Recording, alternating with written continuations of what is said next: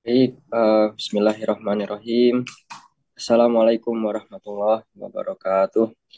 Waalaikumsalam warahmatullahi wabarakatuh.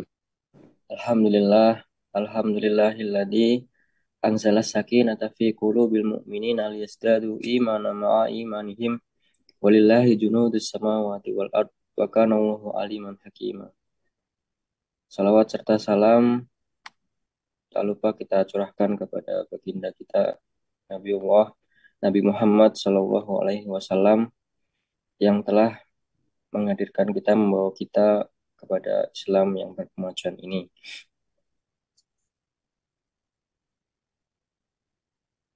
Selamat pagi Bapak dan Ibu, eh, teman-teman di manapun berada. Izinkan saya, Fawaz Hisham, selaku MC pagi ini. Saya kebetulan juniornya dari Mas Kukuh. Saya saat ini berdinas di Inspektorat Utama Komisi Pemilihan Umum dan alhamdulillah bisa bergabung pada pagi hari ini. Sebelum pada seleksi selanjutnya, izinkan saya untuk memperkenalkan narasumber kita pagi hari ini, yaitu Bapak Wahyu Priyono SEMM AKCA CSFA. Beliau adalah Direktur Pengelolaan Pemeriksaan Ditjen Pemeriksaan Investigasi BPK Republik Indonesia.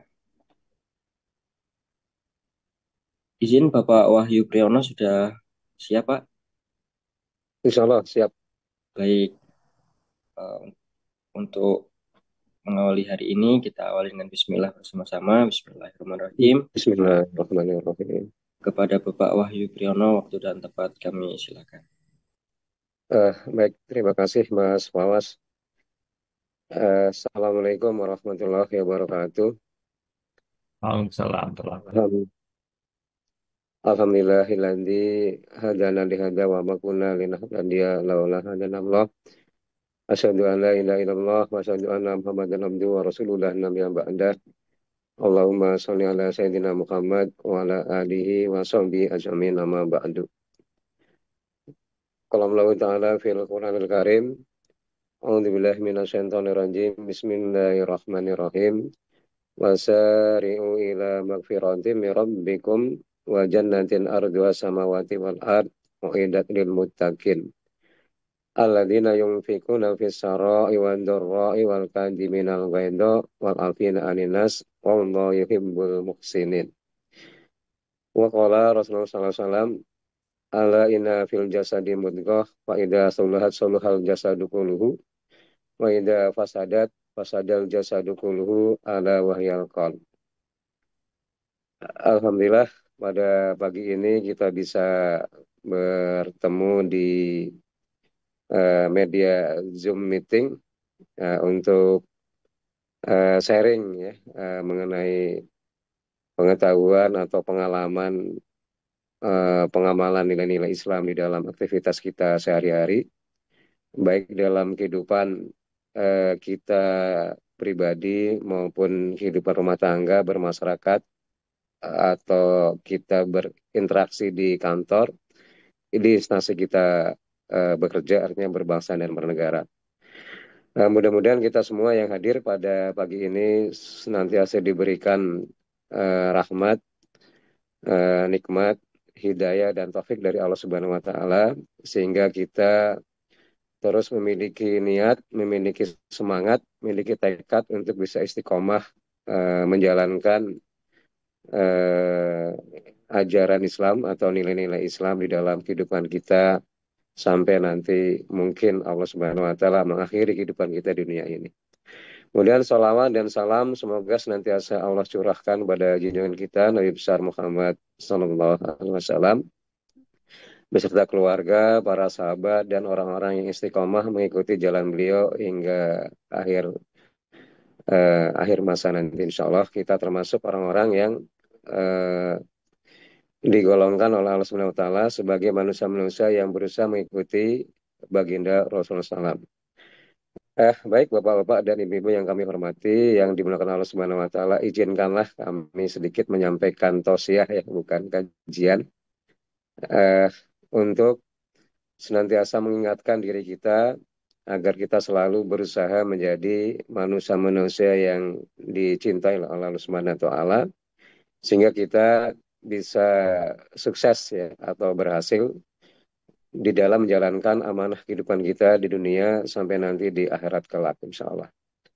Eh, dari berangkat dari judulnya ada 4 karakter yang insya Allah akan bisa mengantarkan manusia mencapai kesuksesan dunia dan akhirat.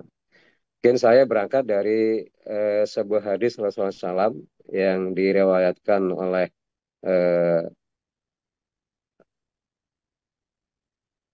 Abdullah bin Mas'ud. Jadi Abdullah bin Mas'ud pernah meriwayatkan suatu hadis yang kemudian ini menjadi hadis riwayat Tirmizi dan Ibnu Hibban.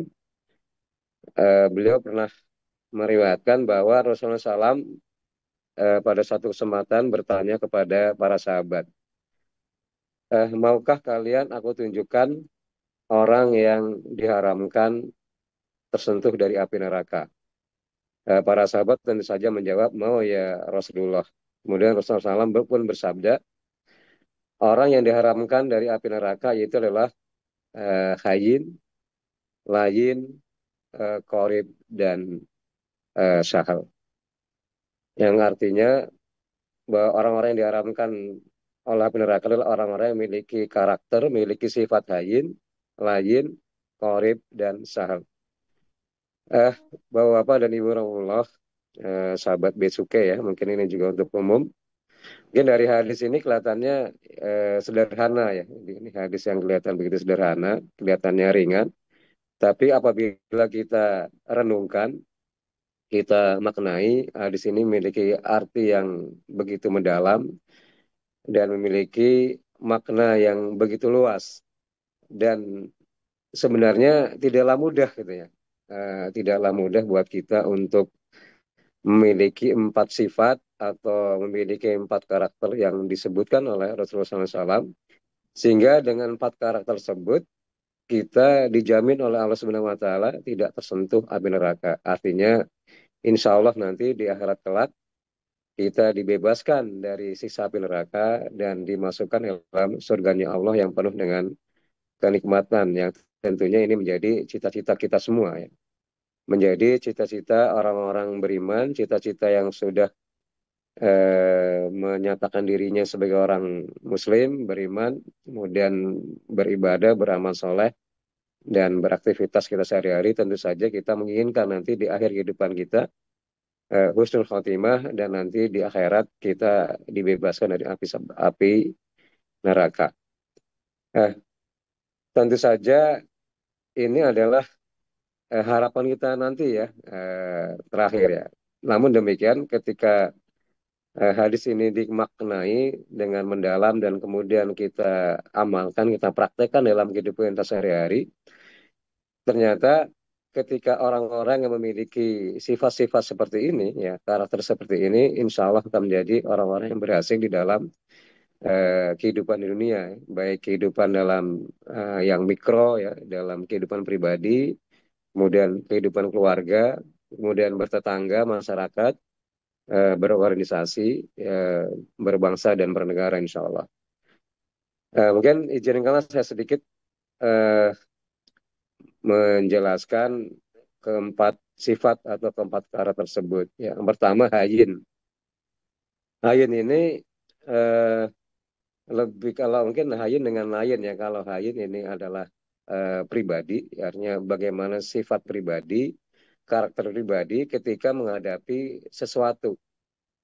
Ya, ketika merespon sesuatu ya atau mereaksi sesuatu yang datang pada dirinya. Sementara lain adalah bagaimana eh, sifat seseorang itu ketika berhadapan dengan orang lain. Artinya memberikan sesuatu kepada orang lain. Itu adalah lain. Kalau hayin ini disebutkan di dalam hadis ini dijelaskan bahwa adalah orang yang tenang, orang yang berpembawaan tidak tidak tidak gerusa-gerusu ya. Artinya tenang dalam menghadapi segala permasalahan.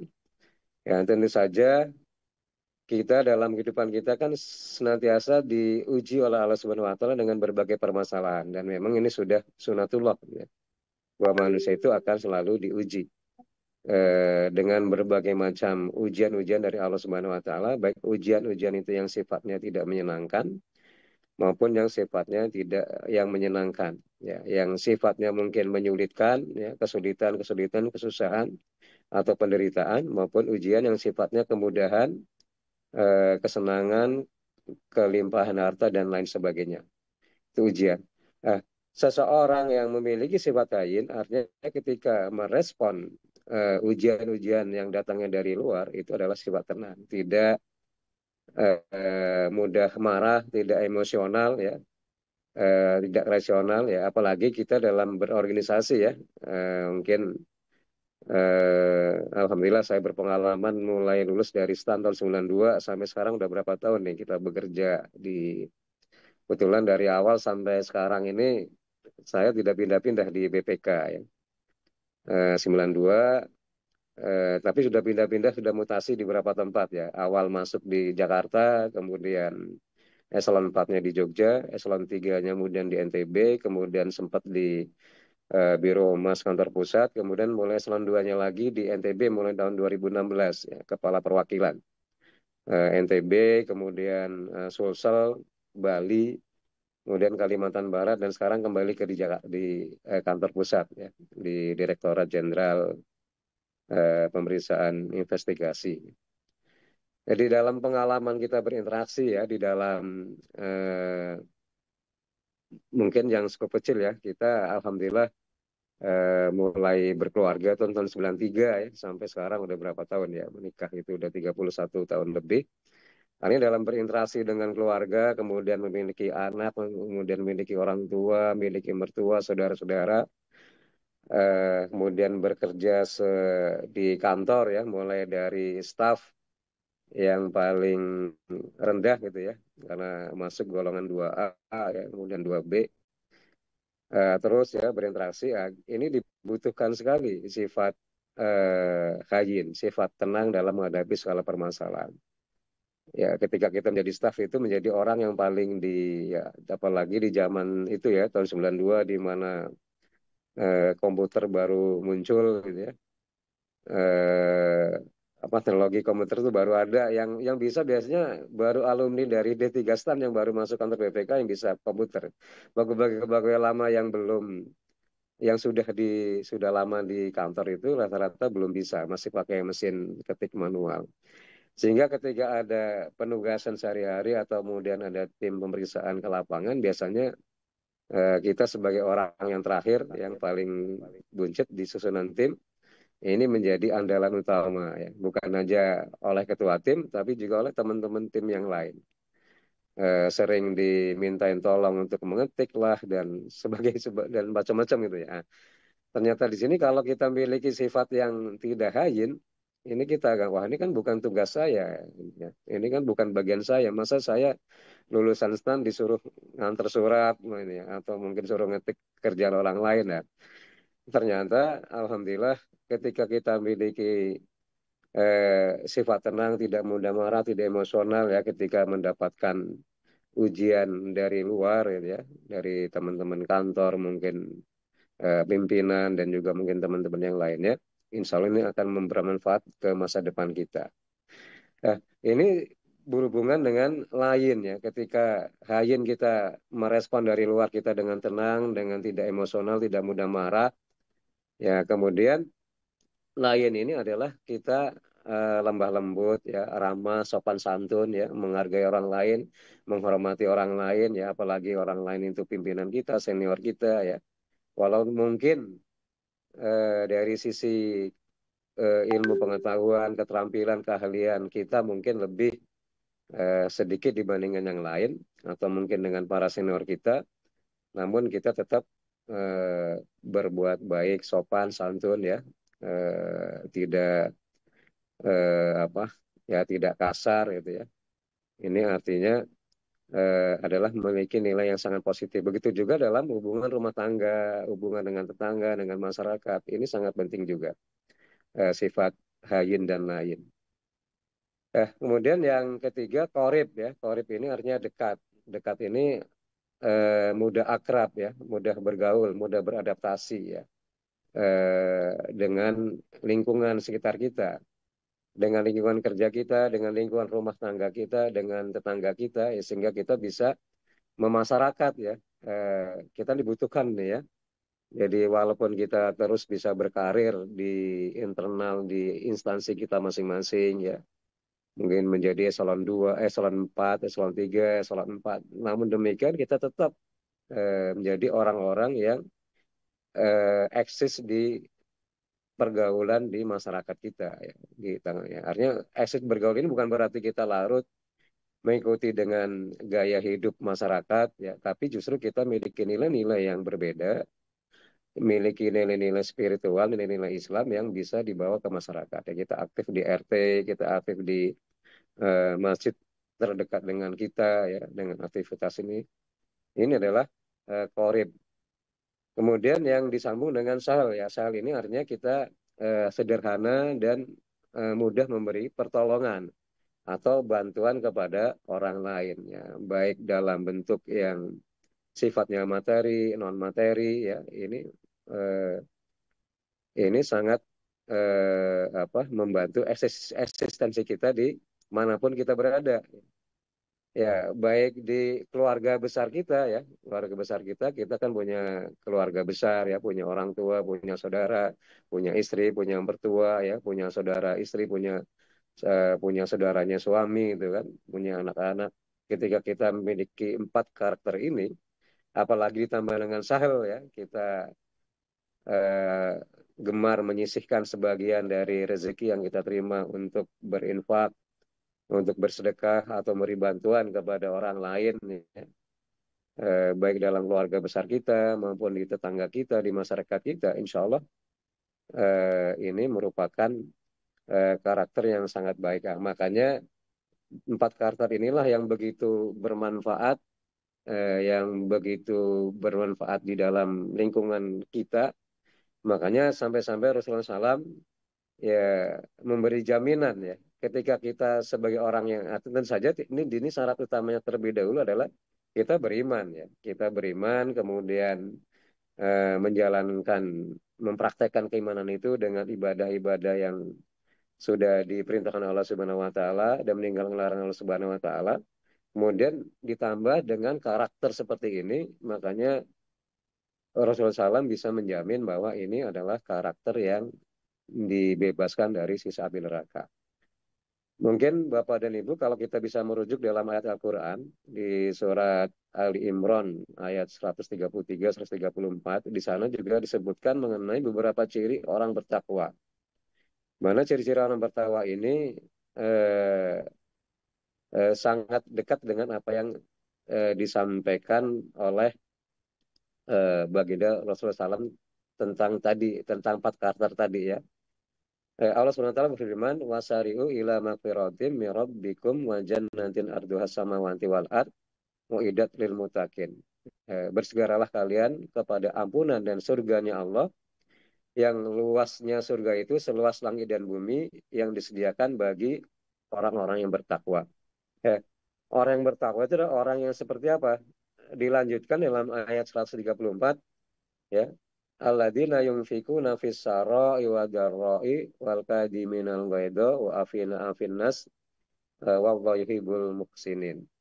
Yaitu orang-orang yang menafkahkan atau menginfakkan hartanya baik dalam keadaan senang maupun dalam keadaan susah ya, dalam keadaan uang, dalam keadaan banyak harta, banyak rezeki maupun dalam keadaan sempit. Ya, ini kan sama dengan sifat sahel ya. Sahel ini kan mudah memberikan pertolongan, berikan bantuan, mudah berinfak, mudah bersedekah. Ini sangat manfaat. Mungkin kalau di kantor kita, kita ada bawahan kita, ada mungkin driver, ada satpam, kemudian ada cleaning service ya. Kita berlembah lembut pada mereka, kita akrab dengan mereka, kita mudah memberi bantuan mereka, kita tidak mudah marah kepada mereka, walaupun mereka mungkin melakukan satu kesalahan yang menyebabkan kita tidak enak ya. Itu kita tidak marah, tidak emosi itu adalah eh, sifat-sifat orang yang bertakwa. Yang dilanjutkan oleh dalam ayat ini kan wal kadiminal ghaido. Orang yang mampu menahan nafsu amarahnya, menahan emosinya. Kemudian wal afina aninas, mudah memberikan maaf kepada orang lain. Wallahu yuhibbul muhsinin, dan Allah mencintai orang-orang yang berbuat baik. Ya, ini hampir empat karakter, empat sifat orang-orang yang bertakwa ini mungkin hampir mirip ya dengan apa yang disebutkan oleh baginda Rasulullah SAW. Hayyin, layin, qorib, dan syahal. Bapak, Bapak dan Ibu-ibu, rekan-rekan yang dimuliakan Allah Subhanahu wa taala, apakah karakter seperti ini bisa kita miliki ya? Ya, insya Allah bisa ya.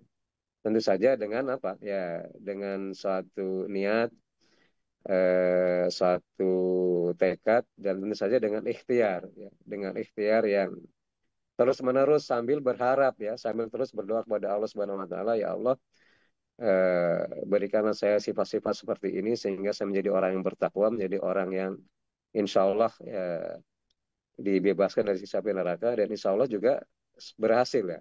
Nah, di sini berhasil tentu saja ya, definisi berhasil bukan berarti dalam sisi materi ya, banyak hartanya, banyak tinggi jabatannya, enggak. Tapi keberhasilan, kriteria keberhasilan itu yang harus kita mungkin pahami bersama adalah berhasil itu dalam arti adalah hasanah, kebaikan, kebahagiaan ya. Sebagaimana doa kita yang selalu kita lantunkan ya. Karena yang diinginkan oleh Allah Subhanahu wa taala itu bukan kita kaya atau kita miskin, tapi yang Allah inginkan pada kita adalah kita bahagia, kita memperoleh hasanah kebaikan ya. Maka di sini dengan empat sifat ini, insya Allah kita akan selalu bahagia. Kita selalu baik dunia dan akhirat. Ya, ikhtiar yang bisa kita lakukan, tentu saja mulai dari mana? Ya, menurut saya kita mulai dari memperbaiki hati kita. Ya. Kenapa dari hati kita? Karena hati kita inilah merupakan panglimanya, baik buruknya, tingkah laku kita, perkataan kita, sifat kita, karakter kita itu tergantung dari seberapa baik, seberapa buruk dari hati kita. Sebagaimana eh, disabdakan oleh Rasulullah SAW, ya, oleh Rasulullah. Ala inna fil jasadi mudghah fa idza saluhat saluhal jasadu kulluhu wa idza fasadat fasadal jasadu kulluhu ala wahyal qalb. Ketahuilah wahai manusia bahwa sesungguhnya dalam diri manusia itu ada segumpal daging yang apabila baik segumpal daging itu maka akan baik seluruhnya. Tapi apabila buruk segumpal daging itu maka akan buruk seluruhnya. Ala wahyal qalb. Ketahuilah bahwa segumpal daging itu adalah hati ya. Makanya di sini Bapak dan Ibu semua, eh, saya hanya bisa mengajak pada diri kita untuk senantiasa berusaha memperbaiki, membersihkan hati kita. Dengan cara apa? Ya, alhamdulillah kita sekarang di bulan Ramadan, Allah sudah memberikan, menganugerahkan pada kita bulan yang penuh dengan keutamaan, bulan yang penuh dengan keistimewaan, di mana bulan Ramadan ini kita akan lebih ringan, kita lebih mudah untuk menjalankan aktivitas-aktivitas ketaatan, aktivitas kebaikan, dan lebih mudah meninggalkan aktivitas kejahatan atau kejelekan. Kita lebih mudah untuk sholat fardu berjamaah bagi yang bapak di masjid, kemudian menambah dengan amalan sunnah, sholat sunnah rawatib, kemudian tentu saja kita menyisihkan waktu ya, meluangkan waktu untuk membaca Al-Quran. Ya. Alhamdulillah kalau di beberapa kantor ini, termasuk di kantor kami ini ada program ODOJ ya, ada One Day One Juice, ada laporan evaluasi pemantauannya, ini sangat berguna yang insya Allah bisa diteruskan ya di luar bulan Ramadan. Ini adalah beberapa ikhtiar, beberapa cara yang mestinya atau bisa kita lakukan untuk terus bisa membersihkan hati kita sehingga kita menghasilkan suatu sikap ya, karakter yang baik ya. Karena dari hati yang baik, hati yang bersih akan keluar ucapan-ucapan yang baik, sifat-sifat yang baik, karakter yang baik, eh, yang sesuai dengan yang diinginkan oleh Allah Subhanahu wa taala, yang dicintai oleh Allah dan dicintai oleh baginda Rasulullah SAW. Jadi termasuk juga puasa ya. Puasa ini salah satu media atau salah satu sarana untuk bisa melatih diri kita, mengendalikan diri kita. Ya, karena memang puasa ini sendiri kan tujuan akhirnya adalah dengan puasa agar kita menjadi orang yang bertakwa. Dan orang yang bertakwa kan karakternya tadi salah satunya di antaranya adalah tadi ya, mudah berinfak, mudah memberi bantuan, pertolongan orang lain, tidak mudah marah, kemudian mudah memaafkan kesalahan orang lain dan selalu berusaha berbuat baik. Ya kan, ya alladzina amanu kutiba alaikumusiyam kama kutiba alal ladzina min qablikum la'allakum tattaqun. Menjadi orang yang bertakwa. Jadi eh, sejogjanya puasa bulan Ramadan ini nanti dilanjutkan di puasa sunnah. Ya, minimal mungkin ada puasa Senin Kemis, ada puasa 3 hari di pertengahan bulan, Yaumil Bid, atau kalau puasa Daud mungkin terlalu berat ya. Tapi ada juga yang bisa ya. Tapi insya Allah mungkin Senin Kemis saja atau 3 hari di tengah bulan Ramadan ini bisa membantu di dalam kita mengendalikan karakter kita, mengendalikan sifat kita, sehingga kita lebih mudah diarahkan oleh Allah Subhanahu wa taala menjadi manusia yang memiliki sifat karakter tadi. Insya Allah mungkin itu Mas Fawas yang bisa saya sampaikan. Mungkin masih ada waktu sedikit sampai 8.15.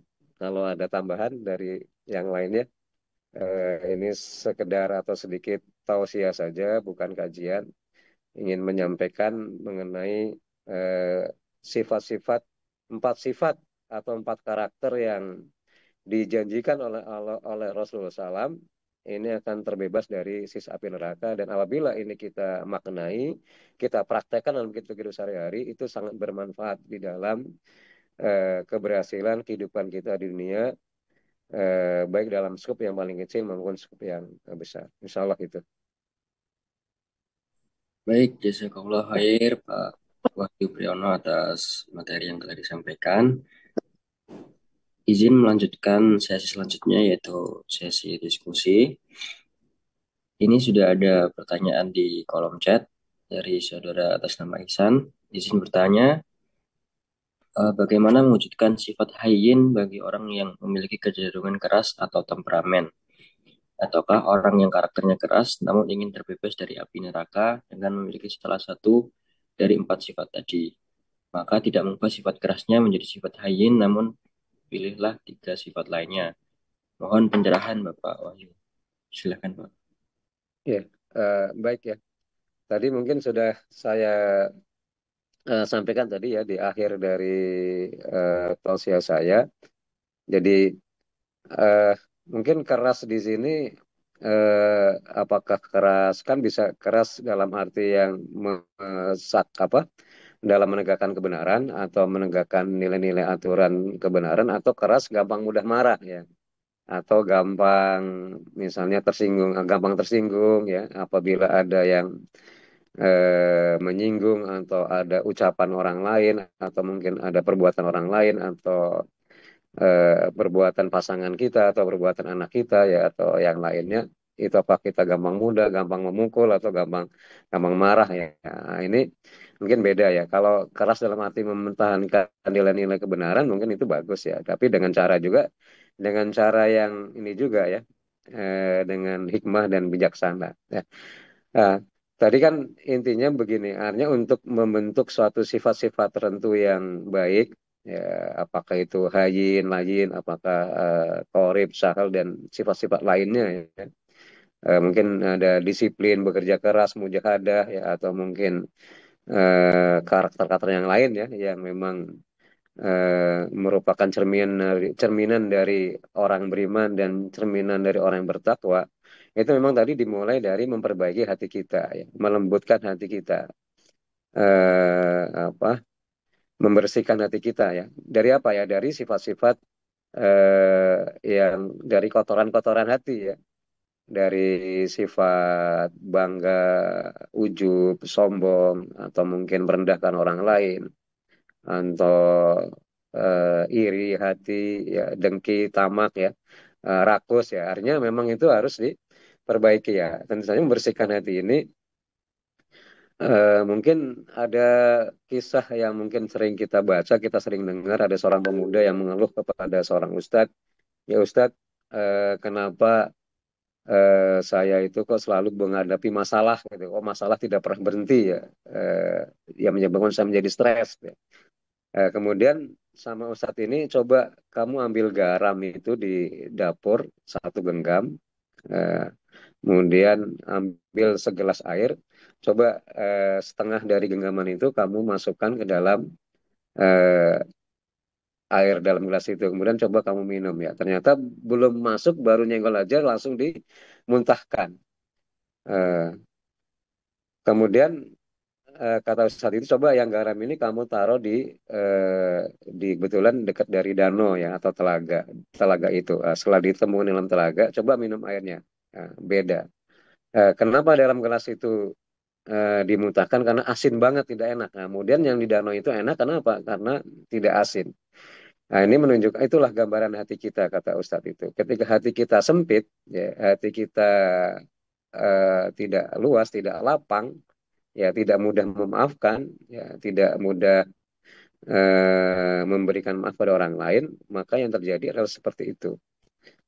Kita mudah merasa ada banyak masalah, masalah tidak akan selesai. Tapi ketika hati kita luas, sebesar apapun masalah itu, insya Allah akan ada solusinya. Jadi insya Allah, ya kalau menurut pendapat saya, segala perbaikan itu mulai dari memperbaiki diri kita, dari hati kita. Dan tadi saya juga sampaikan juga, ada banyak aktivitas-aktivitas amalan wajib dan sunnah yang akan bisa melembutkan atau melampahkan hati kita ya. Sholat fardu berjamaah, sholat sunnah rawatib, sholat sunnah tahajud, sholat duha, kemudian puasa sunnah, ya tilawah Al-Quran ini jelas.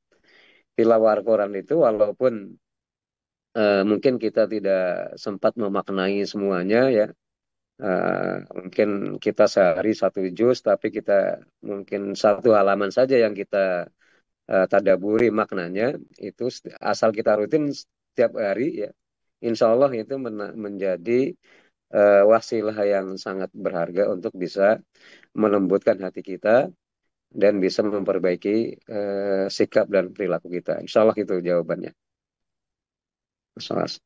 Baik, jazakallah khair atas eh, jawabannya Pak Wahyu, bahwa kita sebagai manusia untuk menuju 4 karakter tersebut, kita mulai dengan membersihkan hati kita, membuatkan hati kita dengan ibadah-ibadah, amalan-amalan yaumiyah seperti sholat dan membaca Al-Quran.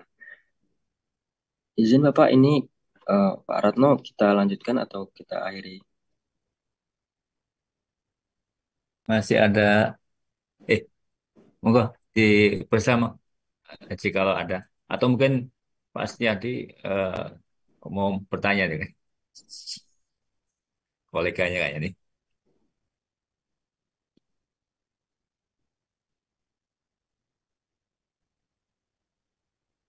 Baik,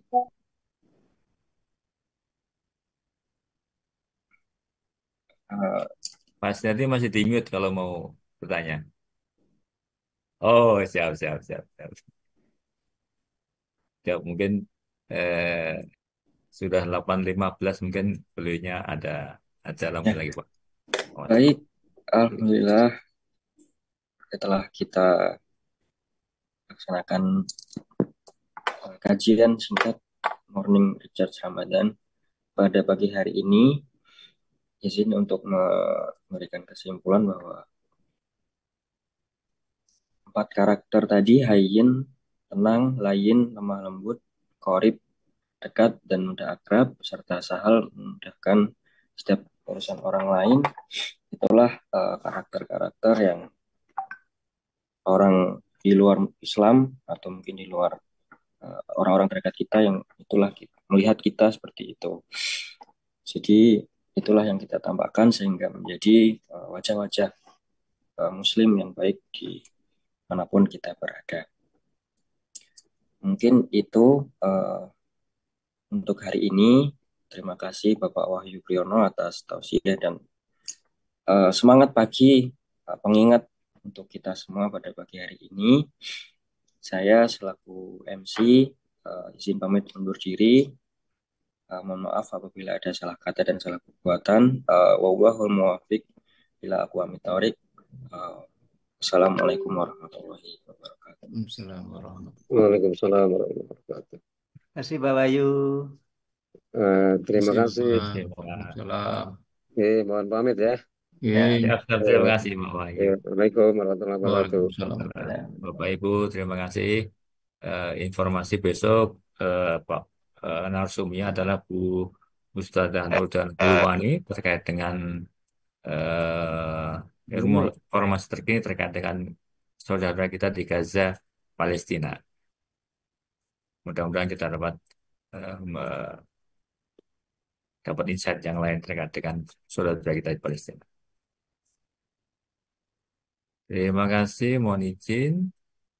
Apakah bisa Recording stopped.